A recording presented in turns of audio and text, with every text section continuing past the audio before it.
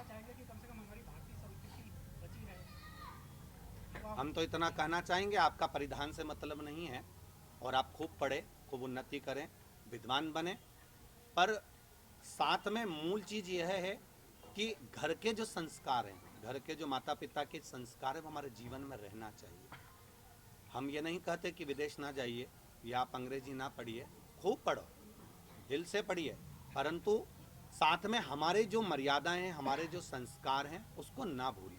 जैसे आज के ज़माने में जो नए नए नाटक और फिल्मों का निर्माण हो रहा था, अब तो खैर बहुत कंट्रोल हो गया शिव कृपा से, क्योंकि लोगों ने धीरे धीरे धीरे धीरे नाटक को भूलते हुए शिव पुराण को सुनना चालू कर दिया, तो बहुत कुछ कम हुआ है और उससे उनको मालूम पड़ा कि अपन को अब धर्म को जोड़ना है। जैसे साउथ की जितनी भी फिल्में बनती हैं उसमें हमारा संस्कार झलकाया जाता है, हमारा सनातन धर्म को दिखाया जाता है, मंदिर से शुरुआत होकर मंदिर पर ही विराम दिया जाता है। उस तरह से हमारे आने वाले नाटक सीरियल जितने भी हैं उसको हम थोड़ा सा परिधान को भी बदलें, थोड़े अपने विचारों को भी बदलें, तो हो सकता है नवयुवक टीम और अच्छी होती चले जाए और पाश्चात्य सभ्यता के अंतर्गत थोड़ा सा पीछे हटकर वापस हमारे सनातन धर्म की ओर अग्रणी हो। अगर आप जो भी उपाय बताते हैं लोग करते हैं तो ये बताते हैं कि डॉक्टर के ऑपरेशन से बचिए, डॉक्टर बोलते थे बहुत ऑपरेशन करना पड़ता था, लेकिन आपके दिए गए बातों से जैसे विश्वास करके वो आप जैसे बोलते हैं एक लोटा जल चढ़ाइए, फिर उसको जिस जगह पर परेशानी उस जगह पर लगाएं तो फिर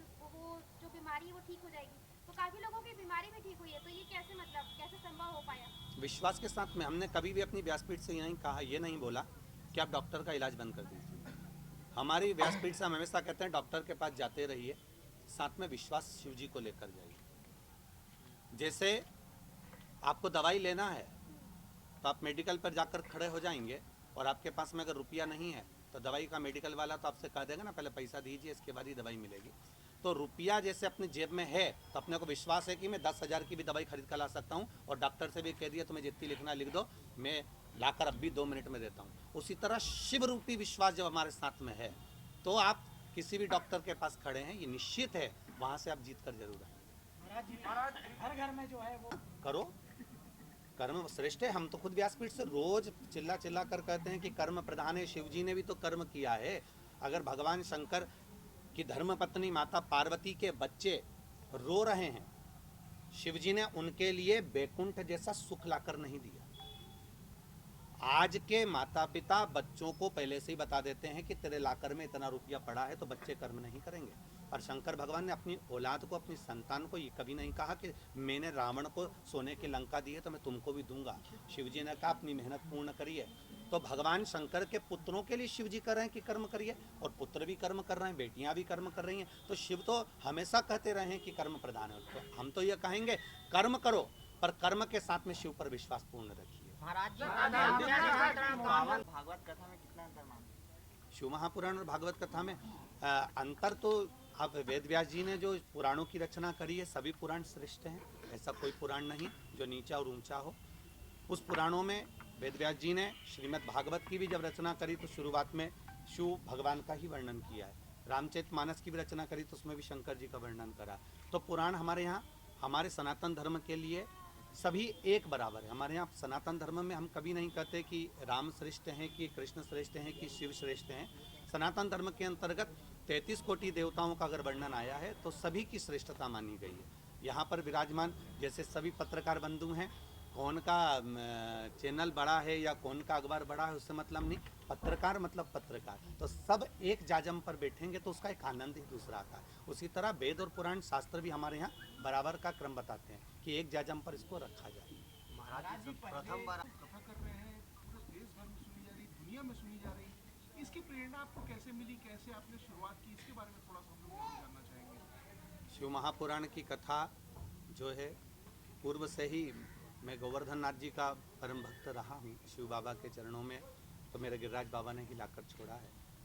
चकलेश्वर महादेव गिरिराज परिक्रमा में पढ़ते हैं, हम लोग पुष्टि मार्ग से हैं, ब्रह्म संबंध हुआ है, और गिरिराज बाबा की परिक्रमा में चकलेश्वर महादेव पढ़ते हैं। उनकी आराधना नित्य करना, स्मरण करना, भगवान शिव भक्ति की ओर अग्रणी रहना।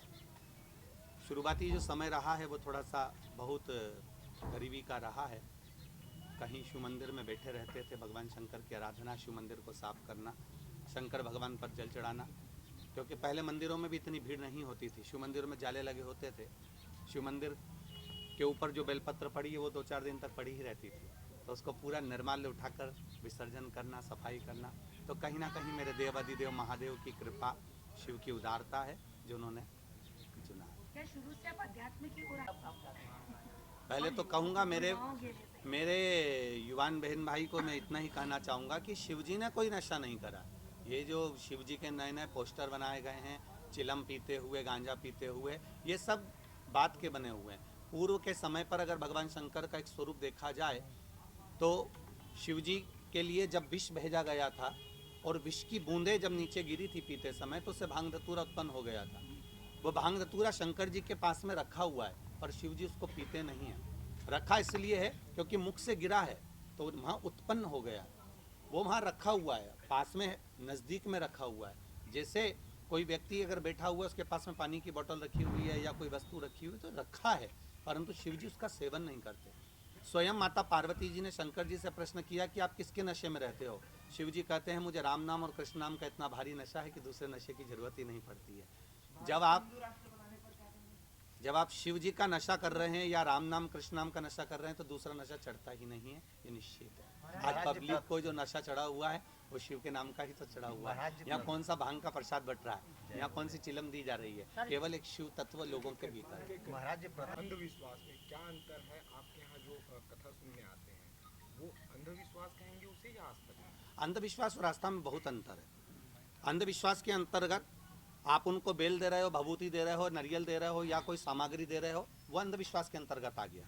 या फिर कोई चमत्कार प्रकट हो रहा है तो वो अंधविश्वास के अंतर्गत आ गया। जैसे कोई कह दे कि इसके नीचे ज़मीन खोद लो, इसमें हंडा निकल जाएगा, तो हम भी विचार में रहते हैं ऐसा कहीं का मिल जाए, हमको भी हंडा दे दे, तो हम भी इसमें रहते हैं। पर इसको अंधविश्वास कह सकते हैं। पर आस्था उसको कहते हैं कि जिसके अंतर्गत जैसे आपने किसी के प्रति कोई कार्य कर दिया और उसके मन में आपके प्रति श्रद्धा बढ़ गई और विश्वास बढ़ गया, उसको आस्था कहते हैं। शिव जी के प्रति लोगों का आस्था और विश्वास जो बढ़ा है, श्रद्धा बढ़ी है, वो केवल आस्था के अनुकूल है, उसमें कोई दिखावा, क्योंकि हम तो लोगों से मना करते हैं कि आप लोग अपने घर के नज़दीक में जो शिव मंदिर हो वहाँ जाओ, शंकर का स्मरण करो, शंकर की भक्ति करो। दूर दूर जाकर शिव की आराधना करते हो कि वहाँ का शिवालय श्रेष्ठ है, वहाँ जाना है, वहाँ जाना है। उससे ज़्यादा अपने नज़दीक का जो शिवालय है उसको इतना श्रेष्ठ कर लो, पूजन कर कर कर, इतना अनुष्ठान कर कर कर कि लोग वहाँ जुड़ने लगे, और जुड़ने लगे तो आनंद हो जाएगा। कि बच्चा फिक्स कर लेता है कि मुझे ये करना है, कि आपने भी अध्यात्म की ओर जाने का प्रयास आपने किया?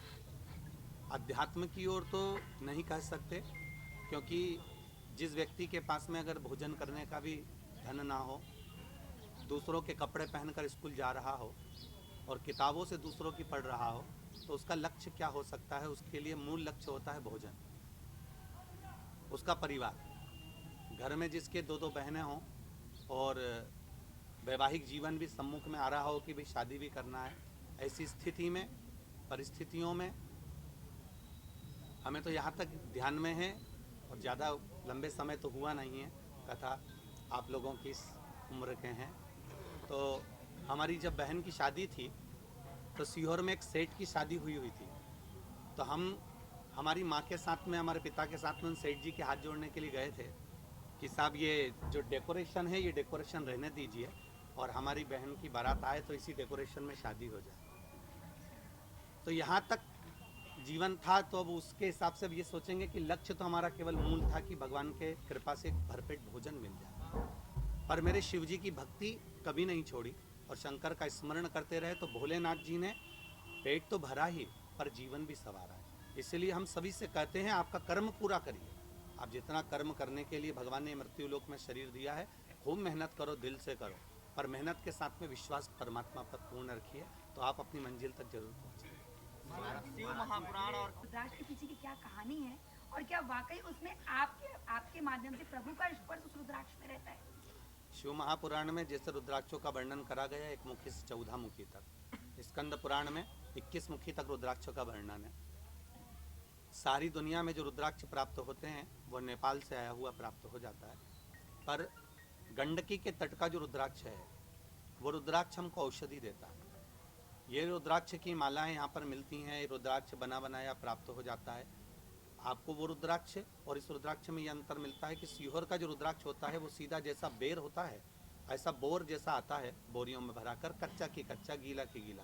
उसमें फफूंद लग जाती है जब वहाँ से चलता है गंडकी से, तो उसको सुखाया जाता है। सुखाने के बाद में उसको पानी में गला देते हैं। गलाने के बाद में 8 लोग 10 लोग लगे रहते हैं उसको मलने में, फिर वो निकल जाता है। इसलिए कई हमारे यहाँ के रुद्राक्ष में छिलका भी बना बनाया मिल जाता है। पूरा खुला हुआ तो नहीं मिल पाता, तो छिलके भी लगे लगाए मिल जाते हैं। वही रुद्राक्ष शिव जी का जो शिवलिंग शिवरात्रि पर बनाया जाता है रात दिन, उस पर 24 घंटे पानी चढ़ता रहता है। और जितने भी भक्त लोग वहाँ आते हैं वो श्री शिवाय नमस्तुभ्यम या पंचाक्षर मंत्र या षडाक्षर मंत्र बोलकर जल चढ़ाते हैं। हमारे यहाँ के विद्वत ब्राह्मण मंत्रों का स्मरण निरंतर 24 घंटे करते हैं।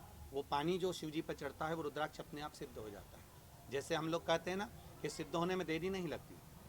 आप भी अगर किसी मंत्र को निरंतर जाप कर रहे हैं तो सिद्धता है कि आपकी वाणी, जैसे हमारी घर की बुजुर्ग माताएं, हमारे घर की जो माँ होती है कई बार ऐसे शब्द बोल जाती है बेटा, उसको दूरदृष्टि हो जाती है, क्योंकि उसका भजन का तेज इतना बढ़ जाता है कि वो समझ जाती है, अपने बच्चे को बता देती है ऐसा मत कर, इसमें तेरे को घाटा लग जाएगा। फिर भी बच्चे कर लेते, बाद में घाटा खाकर माँ के पास आते हैं, माँ कहती है मैंने तेरे को बोला था, तो समझता नहीं है। वो उसका भजन का बल बढ़ जाता है। उसी तरह भक्त इतने आते हैं प्रेम रहकर, हम लोग व्यासपीठ से कहते हैं कि इतने भक्त जो आ रहे हैं, कोई राजनेता की सभा होती तो शायद बुलाना पड़ता बसों से, ये भक्त जो आ रहे हैं विश्वास लेकर आ रहे हैं। इनके चरण की रज इतनी भारी है कि रायपुर का वैसे ही आनंद हो जाएगा उनके चरणों की रज। पंडित जी एक सवाल मेरा ये है कि आज तो आप पहले बता दें कि हम लोग सवाल ले लेंगे। रायपुर की पावन धरा को नमन करता हूँ, जिस पुण्यमय आनंदमय धरा के नज़दीक में वैसे तो माता कौशल्या की पावन धरा है, जहाँ पर माता कौशल्या निवास करी हैं और जिनकी गोदी में मेरे राघव जी, मेरे राम जी नित्य खेले हैं। ऐसी ही पावन धरा के नज़दीक में चंपेश्वर महादेव विराज रहे हैं, जहाँ पर पंचकोशी यात्रा होती है और भगवान शिव अपने जैसे उज्जैन के महाकाल स्वयंभू प्रकट हैं, काशी के विश्वनाथ स्वयंभू प्रकट हैं, सोमेश्वर स्वयंभू प्रकट हैं, केदारेश्वर स्वयंभू प्रकट हैं, ऐसे ही चंपावन में चंपेश्वर महादेव स्वयंभू प्रकट हैं।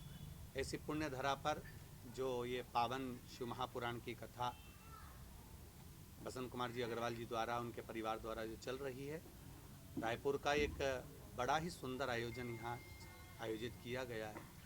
भगवान शिव की वैसे भी पूरा छत्तीसगढ़ पूर्ण तरह से शिवमय है, पूर्व में भी रहा है और अभी भी शिवमय ही है।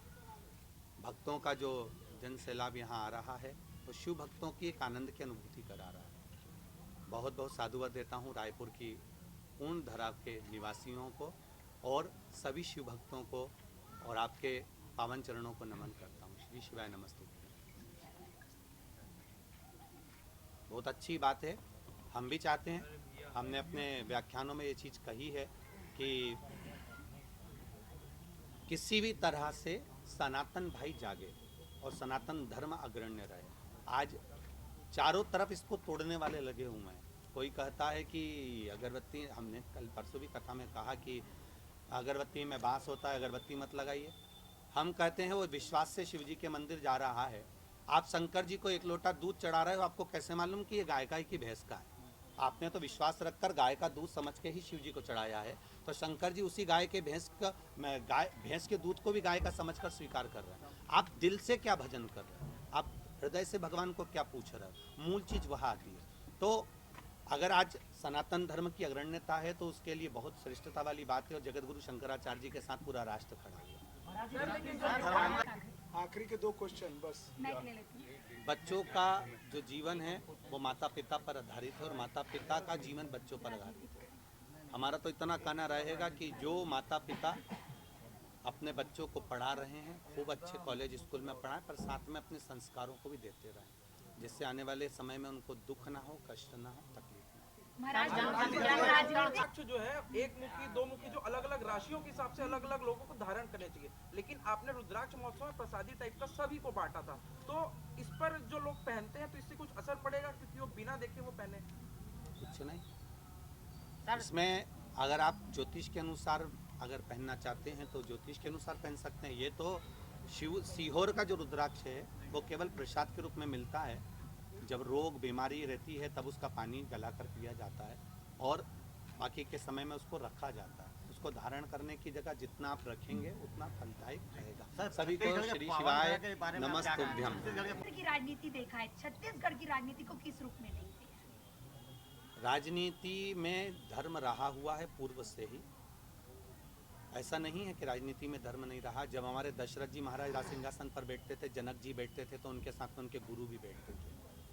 अर्थात कहीं पर भी राजनीति हो, चाहे वो केंद्र से हो, चाहे हमारे छत्तीसगढ़ की हो, चाहे मध्य प्रदेश की हो, अगर राजनीति के साथ में धर्म के अनुसार राजनीति को अग्रण्य बढ़ाया जाएगा तो ये निश्चित है कि आने वाला समय और राज्य और राजा सुखी रहेगा। ये निश्चित। पंडित जी, एक मिनट